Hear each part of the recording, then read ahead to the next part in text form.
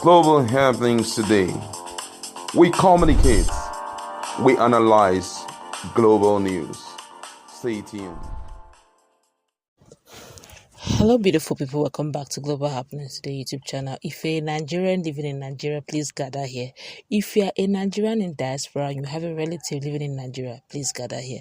If you're a Nigerian feeling the shege that is going on in Nigeria right now, also gather here. It looks like there seems to be some expo that has been released on how to survive the shege that is already being meted. But it looks like there seems to be a secret to that. We know what's going to share all the juicy details and what the issue of devaluation, the hike in fuel and the removal of subsidy will do to Nigerians as a whole. Before we go into the news proper, kindly subscribe to our channel by clicking on the red subscribe button. Beside it, you see a bell notification icon. Please go ahead, click on it to get notified as soon as we update our channel on YouTube.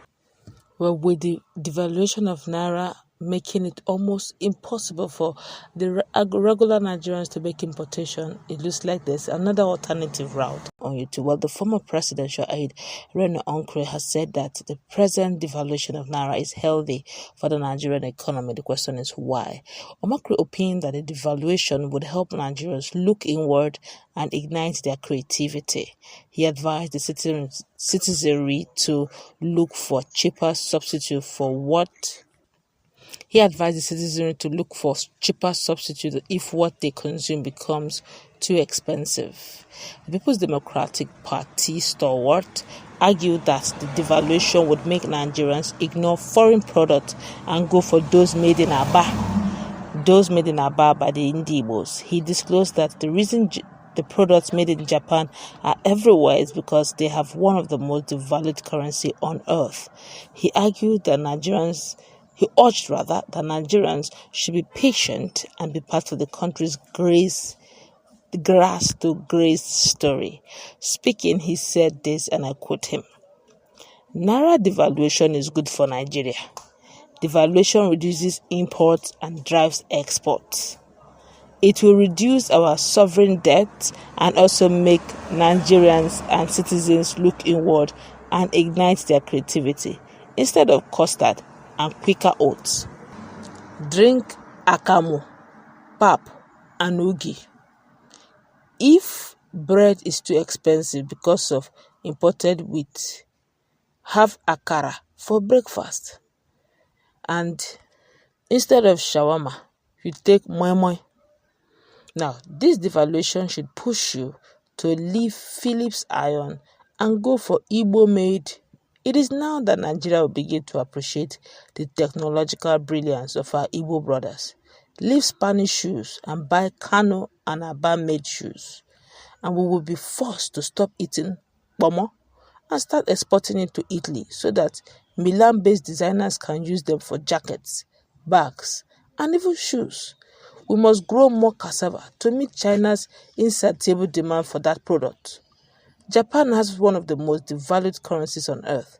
That is one of the reasons you see made in Japan products everywhere. Vietnam studied what Japan did and let its currency float to the US dollar at the rate of 22,650 Vietnamese dong to $1. And exports took off, rising by 10.6% in 2022 alone. Is Naira at that level? No. Nigeria has a trade deficit, and this devaluation will help close it. As a country and as a citizen, we must stop thinking only about today and think more of the future. Be patriotic, be patient, be part of Nigerians' grass to grace story. My colleague is here. Many Nigerians have been talking. We have been talking about the renewed shege. There's two sides to the coin. Nigerians have been looking at the issue of subsidy removal, the price, 520 in some part of the country, 600, 700, depending on which part of the country you live in. If you are living in Lagos, about 488. Some places sell 490, some sell 500, depending on wherever. There seems to be no particular price tag. And the fact that Naira now has become, as it is floating pari passu with the black market, looking at what Nigerians are facing, they're not seeing the hope or the side Reno Uncle is saying But it looks like also the pattern Uncle said is another side that Nigerians living in Nigeria are not saying. What's your take on the ingenuity he's talking about, using the case study of Igbos and their creativity? Well, what this guy had in mind for Nigeria, Peter Obi had in mind for Nigeria, was to shut down on consumption and focus on production. And that's one of the way in which you can, improve on your the valuation of Naira. But what this guy is saying, it's also one of the ways which you can help surrounding countries to begin to crave for your import.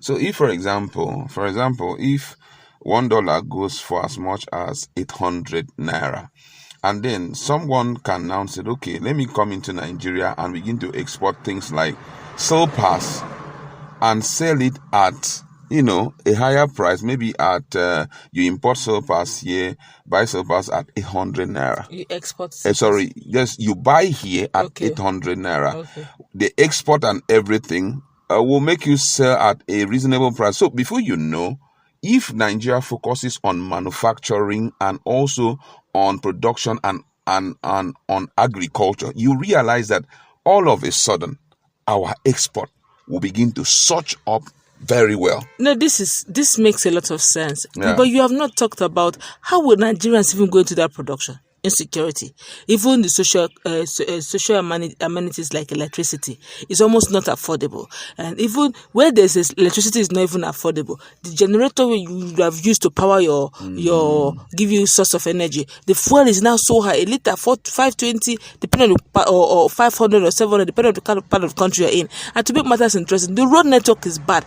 Security is so terrible. How do people now enter the farm and do farming? How do they produce? That is why we are calling for an all-inclusive governance, all-inclusive leadership. A leadership that will not be playing politics with people and all of that, because right now we need the intake of everybody.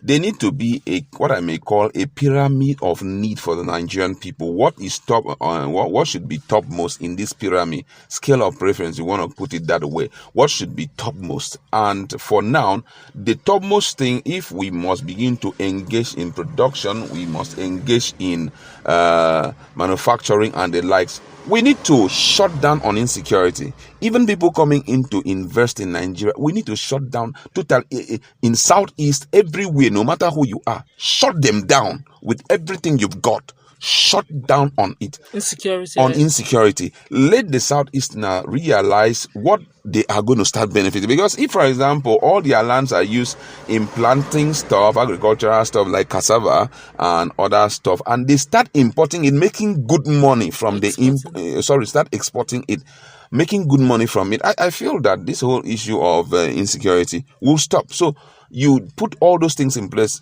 deal with insecurity first, and after dealing with insecurity, deal with the issue of building refineries. The president should be given a timeline on the issue of fixing our refineries, because it's overly important. Imagine if Nigeria for now fixes their refinery, we can start the export of our fuel, and guess what? Other countries of the world will start speedily. They will come and be patronizing us because it is cheaper. So before you know, there will be invasion of Nigeria by foreign investors, and before you know, boom, the economy will explode. So gradually, we can start getting back the value of our Naira till we equate it with dollars. That's just it.